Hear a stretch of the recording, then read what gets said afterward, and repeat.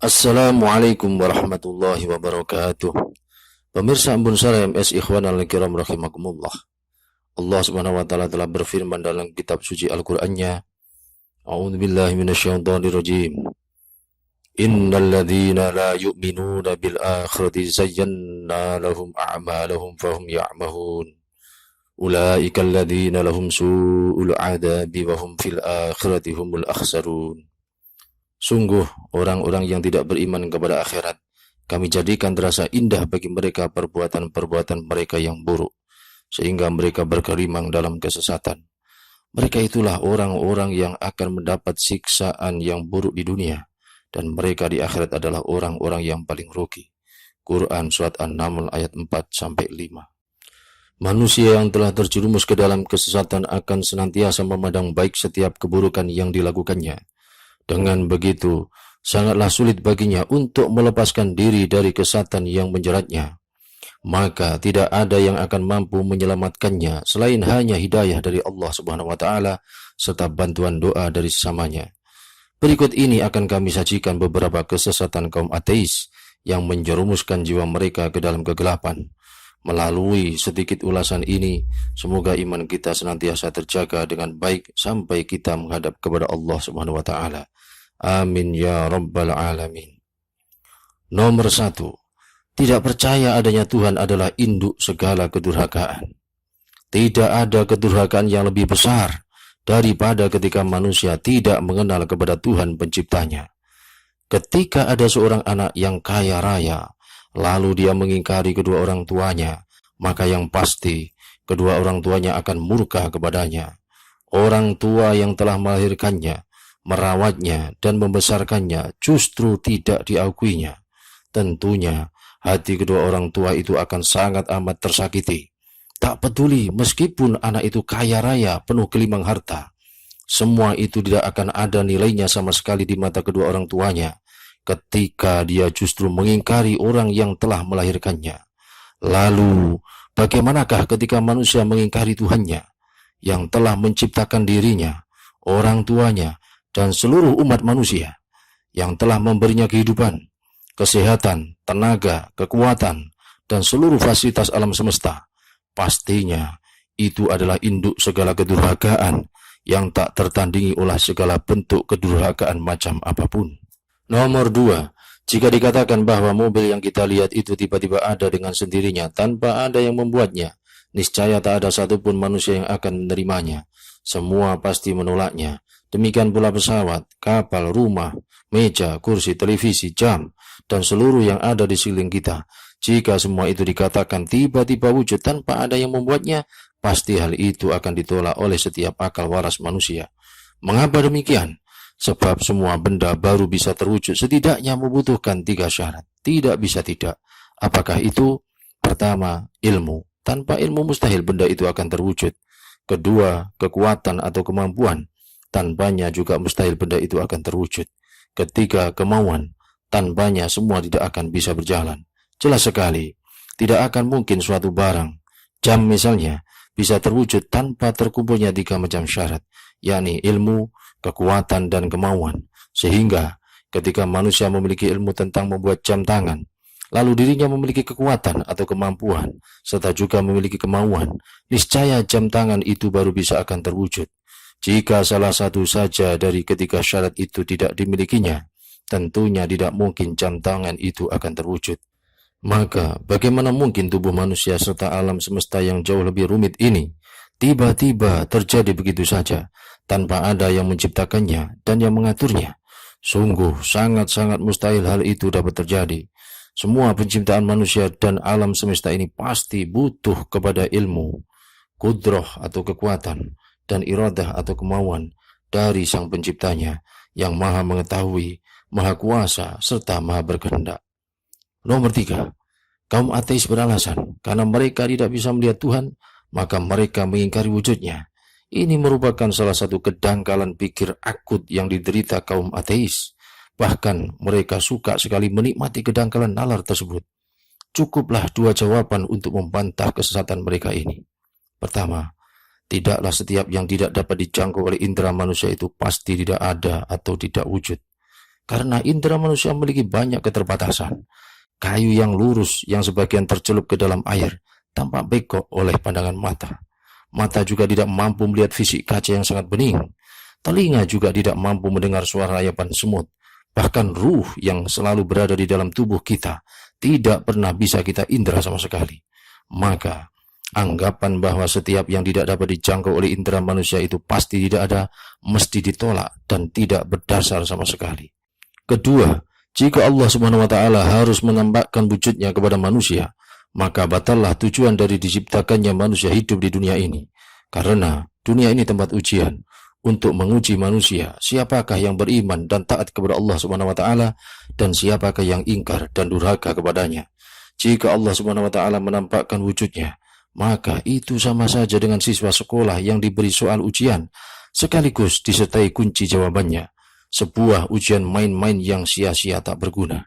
Jika Allah Subhanahu wa Ta'ala menampakkan wujudnya, niscaya tidak akan ada lagi manusia yang berbuat maksiat atau yang kafir. Semua akan beriman dan bersembah sujud kepada Allah Subhanahu wa Ta'ala. Bahkan seluruh manusia akan meninggalkan semua aktivitas duniawinya dan mereka hanya akan beribadah penuh kepada Allah Subhanahu wa Ta'ala demi meraih ridhonya.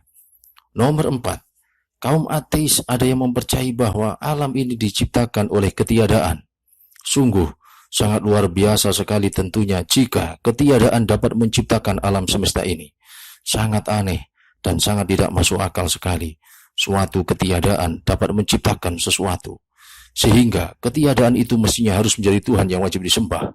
Keyakinan semacam ini merupakan sebuah bentuk kebingungan yang akan terus-menerus melahirkan kebingungan-kebingungan yang lainnya.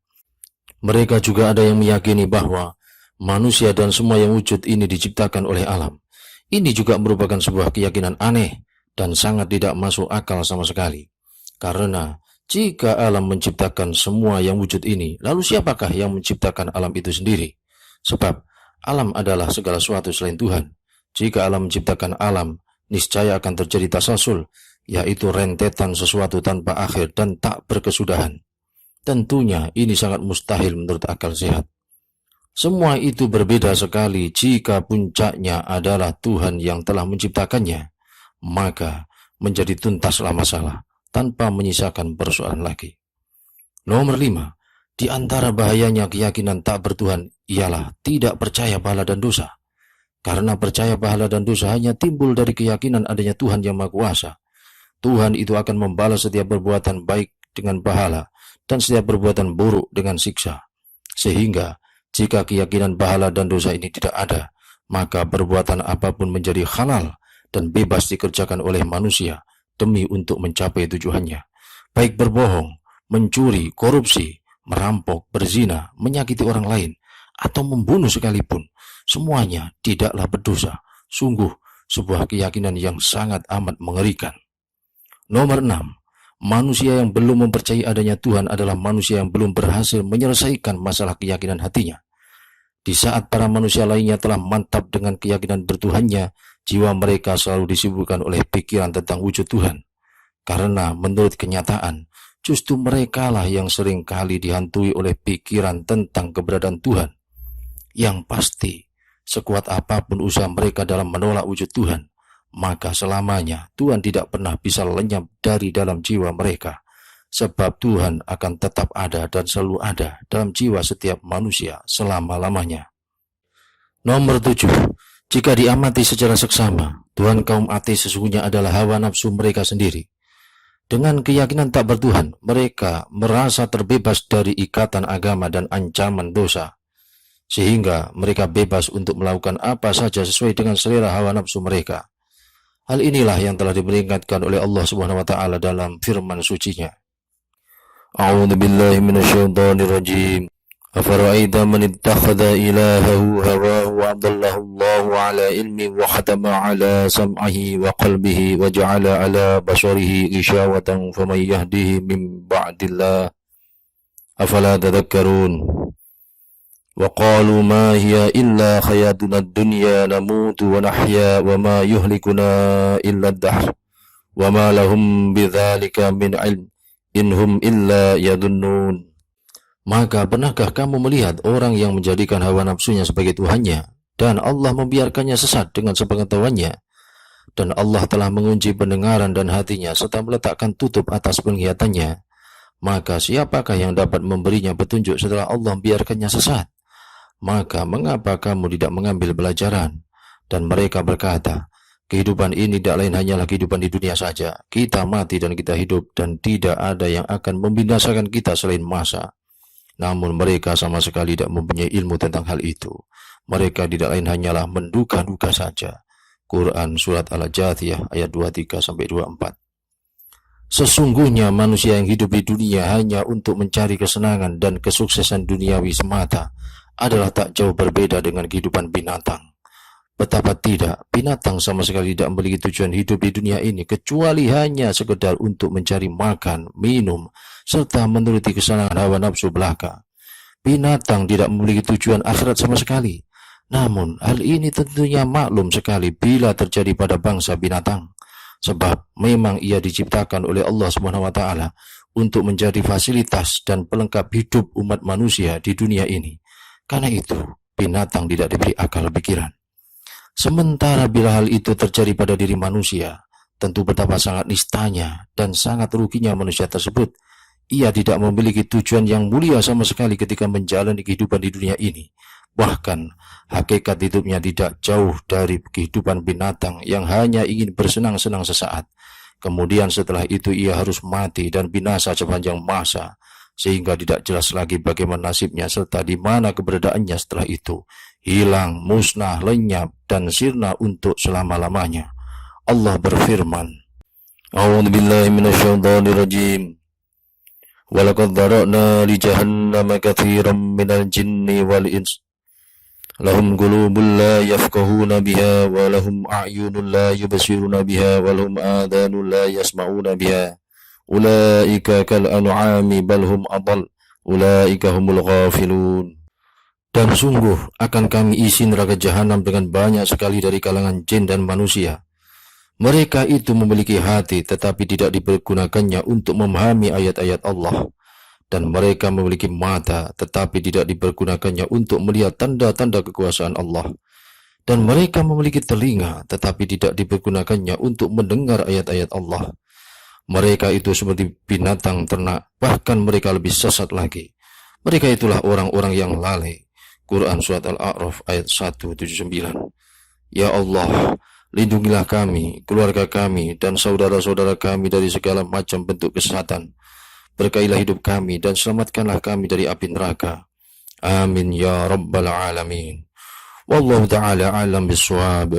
Wassalamualaikum warahmatullahi wabarakatuh.